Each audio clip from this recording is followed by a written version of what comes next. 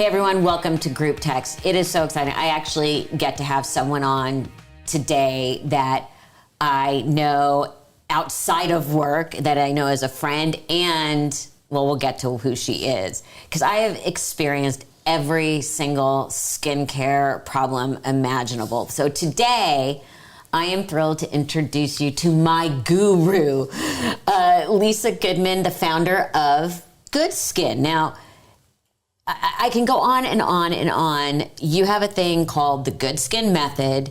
You have helped thousands of clients, including very recognizable faces, achieve sort of, we'll get into what it is, a healthier, more natural, more youthful look without making you look crazy.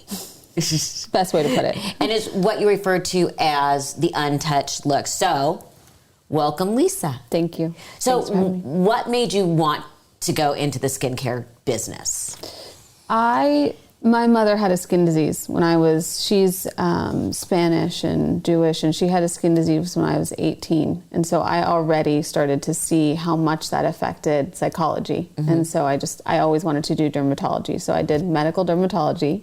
You know where I started out. I started out with some of the biggest names, and I love medical dermatology in my 20s. But we were working on the biggest faces of Hollywood. At that point, it was not as accessible. It was like, you remember, it was a luxury just to get any filler at that time. And I thought questionable. I really love the medical aspect because I thought, I don't know how much these famous faces are really looking their best over time. And so I got the opportunity when I was about 29 or so to study with a French plastic surgeon and to do kind of like a study abroad. And at that time, I didn't have all the time to take off for the summer, but my manager said, just go, you're going to be fine. You've worked here a long time. And I thought I was going to show up and be the smartest person in the room. I thought I would show them how much I know. I'm from LA. I've worked for the best dermatologists, the biggest names, and I'm going to show them how smart I am. And day one, I was light bulb moment. I just said, oh my gosh, now I know why French women don't look like they're getting injections, or Europeans in a whole don't look like they're getting injections, but oh my gosh, everyone is sitting in an injection chair and getting treatment. So what is the difference? And so I came back and was I was committed. I was just like, okay, I can't actually unsee what I know now. And I started GoodSkin, and we had a one-room, you don't know us at this point, but we had a one-room, very tiny clinic, and people literally would slip a note under the door because I was not there. I just thought, I'm going to do this as a side hobby. And now there's the LA clinic and the New York clinic, and now my mission is to really get the method out there so we can get the stigma off of this industry. Which takes me to the GoodSkin philosophy. In a nutshell, like Cliff Note version, what exactly is that? We create healthy aging plans. So our commitment to the client is that they look untouched, not at year 1, but also at year 10. And in order to do that, you have to create a healthy aging plan. And you have to follow the GoodSkin method, which is basically, if you want to look like Mother Nature gave that to you naturally or helped you hold on to it, you have to replicate Mother Nature. So you have to understand what is bone, muscle, skin, fat, and fascia. Was that short enough? Yes, because you and I have talked about this, and I always find it so fascinating, and I never explain it well. So one of the things we talk about all the time, especially with me, is how the face changes through aging. So what happens in your 30s, what happens in your 40s, and what happens in your 50s? Because I'm seeing even how my treatment is changing. Yes. And so you're coming in thinking about your problem today. I'm thinking about your problem today, but I'm thinking about who is Melissa in 10 years and what do I need to preserve scientifically. So I have a saying, which is science first, beauty second. Mm-hmm. So in your 30s, you can basically relate that your bone structure is your table. And then your tablecloth is going to be your muscle, your fat, your skin. And so in your 30s, you're losing a lot of your baby fat. And we know that we lose fat from here this way and the under eyes first. So you're losing... Really? You go... Here this way. Really? Yeah. I would think you would go top down. Lateral in. Really? Lateral in. That's not Lisa. That's real science. Yeah, that's crazy. I never knew that. So fat goes first, and then as the fat goes, you start to see your underlying bone structure. But we as women, I focus a lot on bone because we really do get bone resorption. We're more prone to osteoporosis than men. We lose bone in different areas than men. And so someone who genetically, there's this anti-filler movement right now, which is all about no filler, but I really think about my own issues, which have been bone related, and filler, if used well, can be a real anti-aging or slow aging to help you with your bone. So for you, can I relate on yours? Absolutely. So when we met, we focused on correcting. Yes, we did. And we'll talk. What did we correct? We corrected, you were getting American style treatment. Mm-hmm. You were getting treatment that was, you said, here I have a problem and then I need an aesthetic fix. And because of that, you were looking filled, treated. Yeah. Yeah. Yeah. So the eyebrows weren't in the right position. The under eyes, we had to basically change and dissolve. So you weren't getting like for like treatment. So I went in there, I started to understand who is Melissa, bone, muscle, skin, fat, and fascia. And now how do I dissolve and correct the work you've done and put in this method, the GoodSkin method and the European methodology on your face, which was, I started to correct like for like. I started to understand you have a fat issue, I need a fat product. You have a bone issue, I need a bone product. And again, for you, you have really beautiful bone structure. You wouldn't know it today. You do. You have really, really beautiful bone structure. And so what I'm thinking is, how do I help you with your volume and your skin? But how do I help you preserve also your bone structure? Because that's going to be the table that holds up your tablecloth over time. And every time you come in, you put up sort of your process pictures, and it's really amazing. It's really... You're just like, ooh. But I have to say, the photos are not attractive.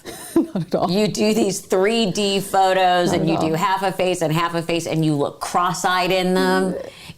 They're not. I actually struggle with photos because my dad and sister are psychologists, and I thought, like, God, we're like really throwing this in people's face at first. And every first time patient has the same reaction, which is like, oh my gosh, there are a lot. We call it patient tracking now because I did that book where... Right, you did a book. I needed honest photos. You see a lot of photos on Instagram, everything that are just not honest. So we built a studio, and I expanded into New York. Literally, I did not really want to expand in New York. It was a 3-year project, but I needed a more accurate photo room that would imitate daylight and not. So that's, to track your results, we needed an accurate place to do that. And so everyone ends up over time loving our patient tracking because they keep me honest. Yeah, but those photos are just depressing every time. Okay, well, where are you at with them now? No, but I still hate looking at them. Really? I mean, I like to see the difference, and that's really cool, but without fail, and you had to explain this to me, because you're putting together two sides of the face. Yes. You always look cross-eyed in the pictures. Oh, yeah. Well, I could actually, if you ever wanted to really know the secret with that, you just need to stare better at the camera. Because I'm always like, am I going cross-eyed? No, that's the 3D symmetry model, and you're just meant in the nicest way. You're not staring straight enough, so it's capturing you when you're blinking. Because it's 3D. It's not. Yes. It's not. Yes, pretty. That one is helpful for symmetry because we track symmetry. Okay, so 30s is where you live. What happens in your 40s? 40s. I love the 40s. I'm in my 40s. So 40s is going to be, okay, you've lost your nice baby fat, but now you're seeing too much fat loss. Your underlying bone structure is showing up. So say you don't have great bone structure. Say you have a weak chin or you have poor cheekbones. Well, now your tablecloth is going to be sagging in that area. And that's what I really focus on for people in their 20s. I really want to understand what is their structure like? Where can I help them so that when they get to their 40s, it's not just a puddle, basically. Which is always a pretty thing when you think about your skin. Yeah. It's a puddle. And then by 50s, right? Yeah. So 40s is a lot about bone preservation, really. Because by 50s, we really have quite a bit of bone resorption and then sagging because we have the lack of elasticity, our hormones change. And so I really also want to make sure we get into the 40s with the skin in a really good shape, which is something I focused on with skincare. But that was to get the skin in good shape because we want to prime ourselves to be in the 50s and everything to work well. Okay, 50s. I've seen changes, even with your help. For me, it's, again, more fat loss. And I've also lost weight, which has made me lose that. And the truth is what they always say, all these great, 1950s and 60s actresses, at one point you have to choose between your face and your ass. Nowadays we don't have to. Which is fantastic. Although could we take some from my ass and put it in my face? But I think that's a different conversation. We kind of are doing that nowadays, So what is the big change you see in women in their 50s? Women in the 50s, it's going to be you've lost bone, you've lost too much fat, and now you're really seeing the jowling and the sagging. So that architecture. So clients that work with me will often say, I'm focusing on the foundation. I'm building their foundations back. You have great bone structure, so we have worked on it in some spots. But we haven't had to totally work on it, which is why even with your weight loss, you really haven't had a lot of sagging. But we work on my jaw. Yeah, we do work on your jaw. Because I hate this. And one of the things I love about you is you were honest with me and said, we can maintain, but if you really want to see a big difference, you're going to need to have under your chin done. Oh, you mean surgery-wise? Yeah. Yeah. But you were super honest, which I love, which is, okay, so we either maintain this but what I appreciated was the honesty. And one of the things that I like about the Good Skin method and the Untouched Look is you do communicate with a level of honesty and not setting unrealistic expectations, which is so important. How important is that for someone to have that kind of a treatment plan that's long-term, not just, like you said, fix? It's everything. If there's everything. I've looked at this industry. I've studied our own work over 10 years in both clinics. I've looked at my previous work. I'll tell you what doesn't work. Micro treatments don't work. Short-term fixes don't work. Quick fixes don't work. Being manic about your face at 11 p.m. and calling someone the next day to get in doesn't work. It's the only thing that works is over time going back to the fundamentals and saying what's bone, what's bone, muscle, skin, fat, fascia, and then for me to be able to say, here's the treatments I have that fix that. Oh, wait, now what's Melissa's expectations? Okay, I have a treatment that fixes her skin under her neck, but it only works to 50% of what surgery can do. So I see myself at this point as someone who's trying to better the field and also be a guide, like an honest guide for people about the tools and the work, produce good work. And so I'm going to say to you, Melissa, okay, I have this great tool called, I can talk about that later, but it can do 50% of a neck lift. Would you rather have the neck lift? And then we can have that honest conversation. And it can, I'm not here to dictate your face. No. I think it really is your face and your journey, and you should be. I'll tell you the tool, and you can be the decider. And I love is like the honesty, and I've opted for let's just maintain. But again, you made it my choice. So when you're picking a practitioner, how important is it to really take the time to sit and talk to them, and not necessarily, not with you, to buy into the quick fix? Because we all want to walk out looking so much better versus saying, okay, here's our plan. How important is it to have those conversations early on? I think it's everything. I think if someone is not having that conversation, number one, you do need to show up to the conversation. I would say, like, I met someone yesterday. I was treating her mom and her, and she asked me something, and she immediately was closed off to the answer. So I would say be showing up to the conversation, like you're 50% of the conversation. I'm not going to be able to have an honest conversation about your needs if you're showing up and saying, well, that doesn't work, or I don't want that, or right? So it's like you need to show up and be open, and you're of course the decider always, but be open to the information and be open to the fact that you're not the expert. And then if that other person is able to meet you, this is such a lesson in relationship, right? If that other person is able to meet you and then explain, again, I talked about this in the book, like how to look for an expert provider. You're looking for someone that can, number one, understand science, and then be able to say to you, here's your few options. Here's the risks and benefits of each option. Here's what will look good at year 1. Here's what will look good at year 3. Here's where we might come into a few, risks, benefits, side effects. And then you decide. So that is going to look like, that's going to be the level of conversation I have with you is going to be different at different stages for people. So, but that's the crux of what the conversation should kind of feel like. From the patient's perspective, for you to know, hey, am I working with someone who's is enough of an expert? But you're going to meet obviously different levels of experts, like in all things. If someone's just going in for an appointment, they've never done it before, how important is it that they do their research? I don't think it's so important. I think that the other really like quick telltale sign, if you're going into a clinic and you're dictating the plan, you're already not with an expert. Because they would not, like I do this 8 to 10 hours a day, and I still do it on weekends because I love it. So it's like you imagine that amount of knowledge that goes into and there's so many tools. How many lasers and tools and injectable? Oh my gosh, it's like endless, right? Right. So imagine you trying to do that at home on real self at 8 p.m. It's just some of us do go down rabbit holes, and not all clients are like me who just sit in, who after this long sits down and goes, okay, just whatever. Yeah. Well, you've already sussed me out as an expert. Exactly. Right? Every 5 minutes, you open a magazine and you have to have this product, you have to do this injection, you have to do this later. So I guess this is really a two-part. How fast is the science changing?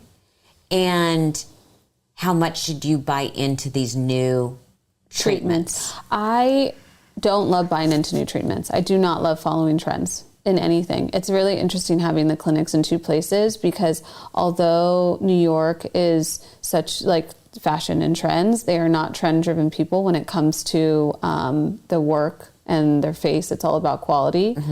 So no, I think that things need to be, that is one of the benefit of being injected in America is FDA approval. But you think of where this industry started, we only had a few tools in our toolbox.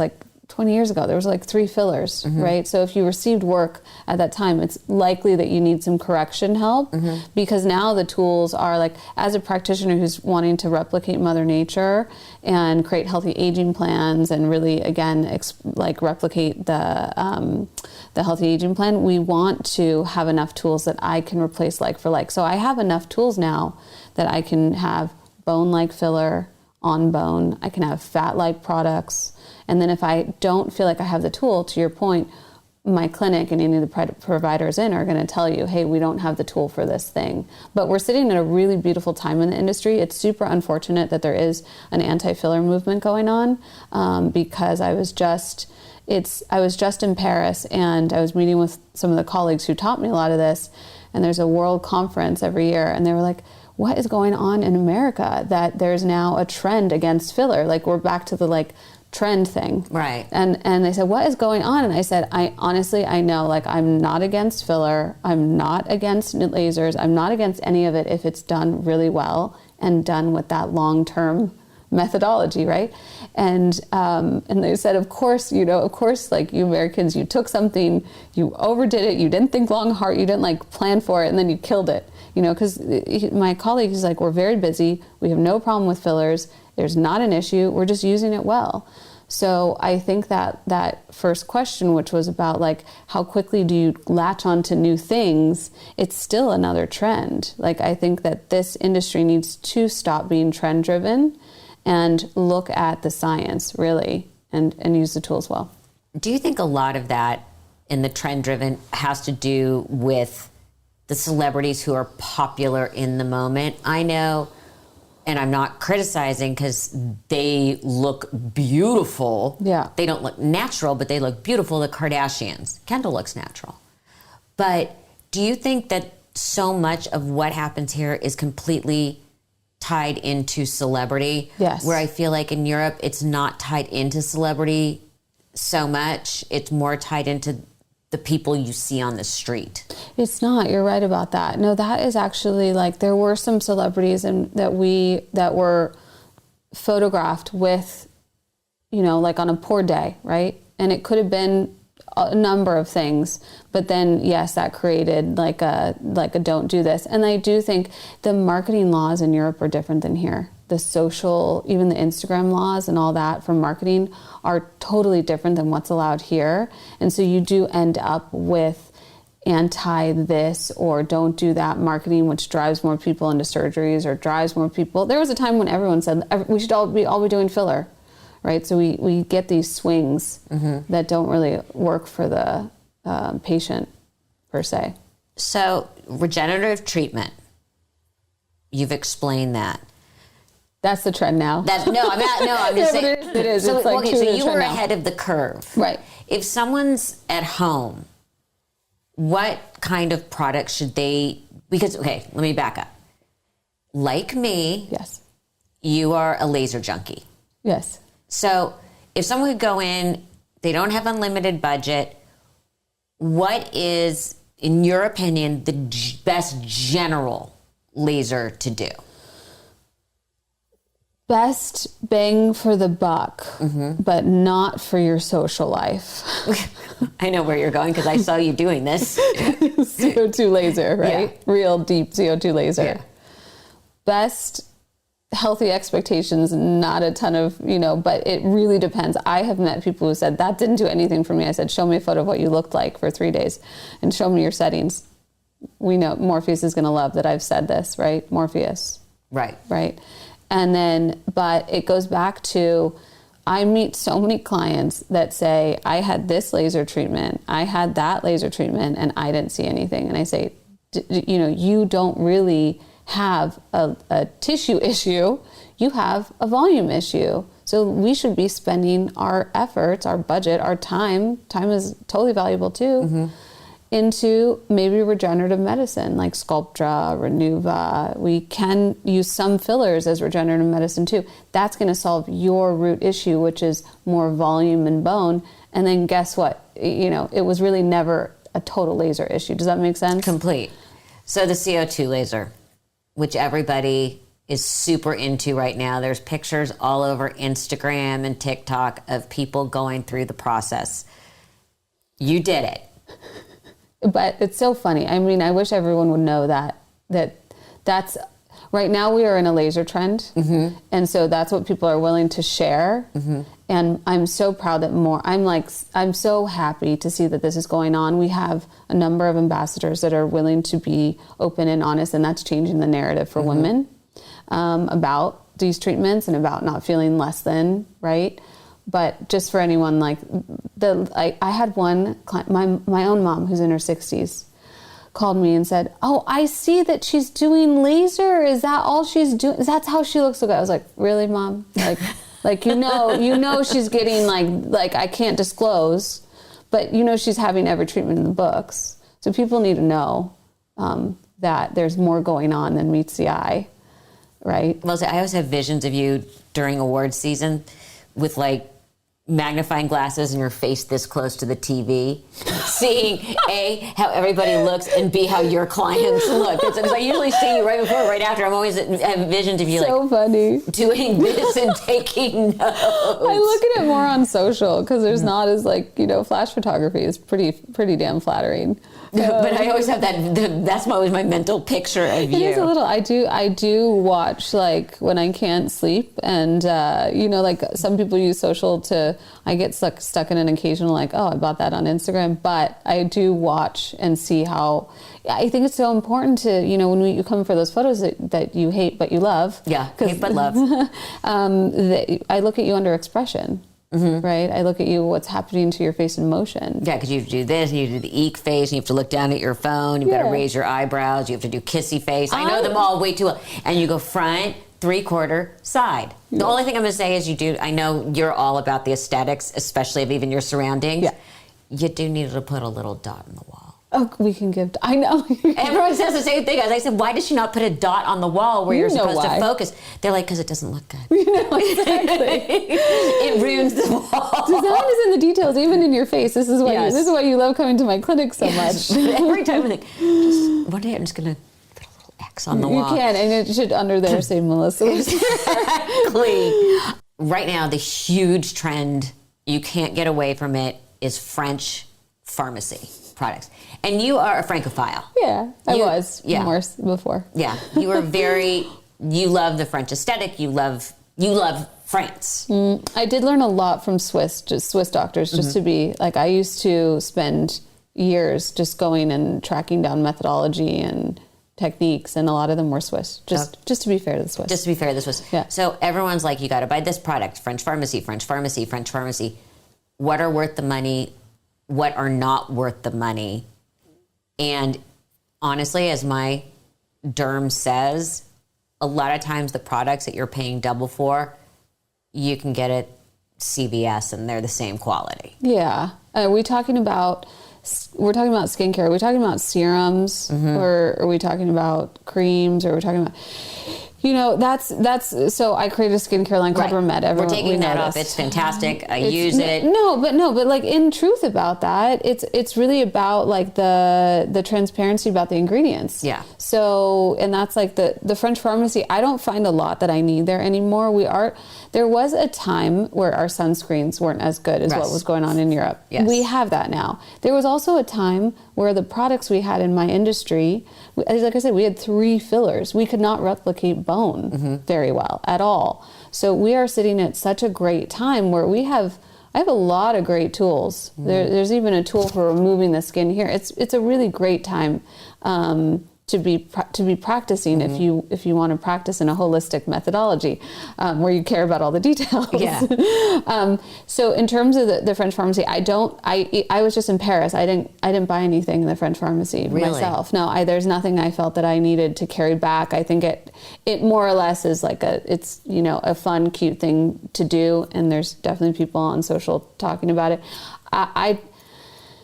Someone called me a minimalist because I created a line of like 2 serums, and there's one more on the way that's sold out. But it's like, I'm a minimalist maximalist. I want to know that I have just all the best ingredients for my problem in an easy to use way.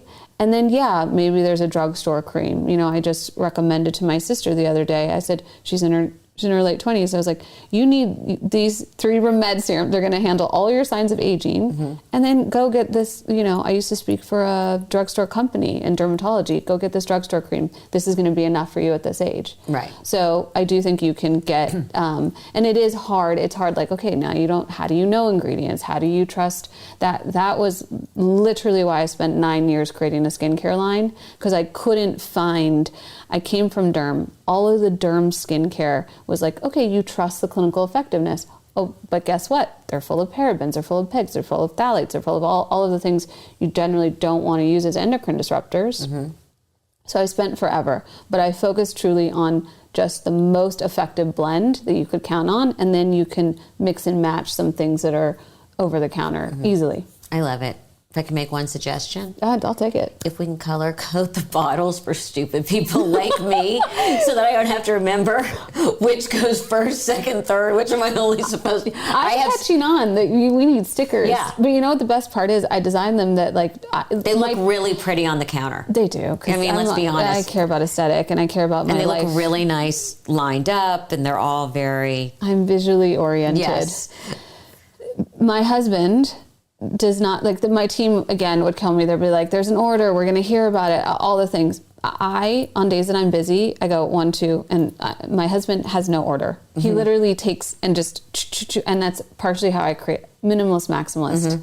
Like, I got a lot of other things. Yeah, well, you get to do or not do. You get an OCD person like me at night going, wait, and then I have to dig up my notes, and then I'm like, fine. I know, but I always feel like if this is how you told me to use it, this is how I have to use it. Now I'm telling you, you get freedom to just be do and go, mix and go. You've just uprooted my whole skincare routine. That's okay. I will make you some special stickers. I'm just going to put, but now that I know I don't need them, I don't have to do blue, red, yellow. You don't. Okay. You can do it the gal way. That's my husband's way. Yeah. So basically, okay, I'll make my counter prettier. Okay. I am your work in progress. People know I'm getting married next year. Yeah. And when I told you I was getting married, you're like, how long? How long do we have? And you and your office manager were like, and I literally got a month by month breakdown of the plan. So, including lasers, and I'm a full laser junkie. Yeah. What is our overarching plan? Can I just say, I'm so glad we did all your correction work a few years ago. Oh, so am I. Oh, my God. By the way, removing the filler, it hurts. It doesn't feel good. Like, I was surprised. You would think dissolving it would be like, it's worth it, but you're just like, wow. I'm a big baby. So. You are a tiny bit. I'm like, okay, let me know. We can put some more numbing in for you next time. I'm going to give you the gal special on everything. That's my husband. And he's like, everything gets extra numbing. Everything gets extra lidocaine. Everything is for extra sensitive. And everything kind of needs color coding. Yeah. But I'm actually pretty good about it, because what we've always in the beginning is I'm here by choice. Yeah. So you kind of got to like suck it up. Yes, you are. You honestly are a joy to have in the clinic, and always fun. And always have the staff laughing. Oh, I do have the staff laughing always. At me and with me. Yeah, always. They're always happy when you're coming in. Yes, we made you a plan because I love details. Yes, you do. And I love a healthy aging plan. And what I really get disappointed to see on some is when you see a bride and her photos. My perspective on toxin is that we need to use toxins like the Europeans do. We want to look at the root issue of Botox. We want to not erase every expression. We've earned that. Even me in my 40s, I have crow's feet. I have forehead wrinkles. It's like those things give me a certain amount of life. They also help slow down other parts of my aging for another day. I can explain. But you see a bride, she goes in for toxin 2 weeks before. She has lips, cheeks, and no expression in her face, but her neck, it looks old, right? Because it's like the neck is now like doing all the movement, because the eyes are like stuck like that. The forehead is super smooth. So I really need that time to prepare a plan so I can really get the skin in order and the foundation that I was talking about, that foundational work of the healthy aging plan. So I can get that all in order so that, I'm pretty much done with someone's wedding plan 2 months before. So then you can touch up. Barely, yeah. And I'm doing a lot of skin stuff 2 months before, but I'm doing all that foundational work, the real changes 1 year before. Yeah, and people ask that all the time. When do I start? Yeah. So you're a year to 9 months. A year would be my ideal. Right. Because a lot of these lasers take a minimum of 3 to 6. Right. And if you have foundational work, again, like, look at all that. You got great bone. We adjusted a bit. But like, if I have foundational work to do, I need time with that. The other thing that I've been making sure they do, you can't tell right now, is... No, I think I can. I always have the laser on the top of my hands and my chest as well. Because I feel like these are the giveaways. Remember Madonna was always wearing gloves? Yes. I was just in Paris and we were sitting in Hotel Coste. I'm probably saying it wrong after all my years there. And there was a very famous supermodel sitting there with red gloves. In the they only sit the courtyard for a Friday afternoon lunch of all the people. And no, she definitely had some red gloves on, and I literally thought, is this like, I know this isn't a fashion, but also like, I wonder if it's just not matching, Yeah. So it's funny you said that, because I thought of that. The hands need to get treated. I treated a client's hands yesterday. I'd say like what everyone overlooks, including with their skincare, and it's like, you think we've talked about it enough, but it doesn't hurt to talk about it more, is I put everything on, including my skincare, even my treatments. I'm never looking at just this. I'm always here, finish on the hands. So it's like, please treat the hands a little. Treat your hands. Yeah, even if it's just your skincare. Okay, so I could do a lot over time. We've started my process. We've done 2 Pico, which are the new lasers. which you have to be patient with and really do need 3 because the first one gets just darker. It pulls everything out and you look in the mirror and like, what's happening? Second one starts to pull some more, but calm down what there is. And I haven't had the third yet, which I assume is going to get rid of all of it. Then we just did, was the Photofrax. Yes. What does Photofrax do? Texture. So to get into, we have wanted to focus on your fine texture, resurfacing, right? Mm-hmm. So that is what that fractionated erbium, similar to like a CO2. Mm-hmm. And that's where I think it can get really interesting for people. And that's another way you might know that you're with an expert provider is their ability to combine modalities. Right. And so we're combining different laser modalities at one time so that we can, number one, we can also limit costs that way because we limit time. So we bundle it, we give you more results, and we take your downtime at once. So if you're with someone who's able to that's also another sign of a good expert. The CO2 laser, which is the big fancy one now, I saw in my plan, it's over a couple of times, but everyone I've seen has gone like whole hog first time out. Because for me, we always talk about I don't have downtime. Yeah. Yeah, I mean, I get this question a lot too. Will like a small treatment ever equal a large treatment? And no, because we're looking at like the difference of science. Mm-hmm. But it's back to the psychology of beauty. We're doing this are we chasing something, or are we doing this to feel better in our own skin? Mm-hmm. And so that's kind of the philosophy of why we called it even a healthy aging plan and not like an anti-aging plan. Which is, okay, we're doing a CO2 on you. That's not the crazy CO2. Is it ever going to give you the results of a crazy CO2? No, but it's meeting your life, and we're treating something. You're able to go on with your life. You have a full life and child and wedding you're planning and all the things. So it's able to do, in my opinion, meet all the markers that fits like a happy life, which is a healthy aging plan. So what are we going to do on this next one? I know you're always working on my jaw. It's so funny. So people don't know this as well. We have something in the clinic where we prep for every client. So before I go in a room, I have all your treatments, and I have I'm always tracking your genetics of aging, your asymmetries, and your facial balance. So believe it or not, I actually can't really know just looking at you. Mm-hmm. Like I know your face, I know you have good bone structure, I know we deal with volume issues, but I would need to like start touching and feeling your face, and I would need my prep note to be like, oh, this is what we're doing next. Because that's back in the, like, if someone does that for you quickly too, that's like, I can look at someone and be like, that should be there, that should be there. Like I can do that quickly, but I can't really know until I touch you and reference my whole, everything you've done, the whole file. The whole method. Yeah. The whole file.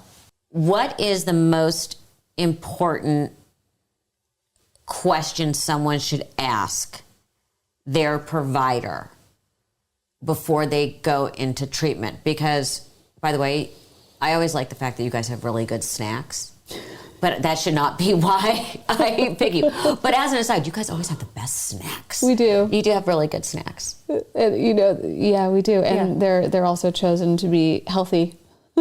and with the aesthetic. Yes, they do. By the way, the colors, of course, match in the little basket, and they're all perfectly lined up. Everything is in the details. Yes. If you don't appreciate details, I don't know that we're for you in that sense, because you won't see all the things we're doing to get to that quality. But what is the most important 1 or 2 questions someone should ask? They should really want to. They should ask, even if it's not a healthy aging plan, what is my treatment plan and why? And that why, this is where the European methodology, and we have lost the medical from the medical aesthetics field. And because of that, we're producing work where people don't look untouched, even though clinics are saying, hey, we do natural, and then you look at the work. You need to look at the body of work from the clinic itself, and also have a conversation about how is this treatment going to address one of my root causes of aging. You don't need to know what that is. You don't need to know, do I have a bone issue, a fat issue? We're going to start putting out information so that people can start to learn a bit at home how to self-diagnose, but still that takes years.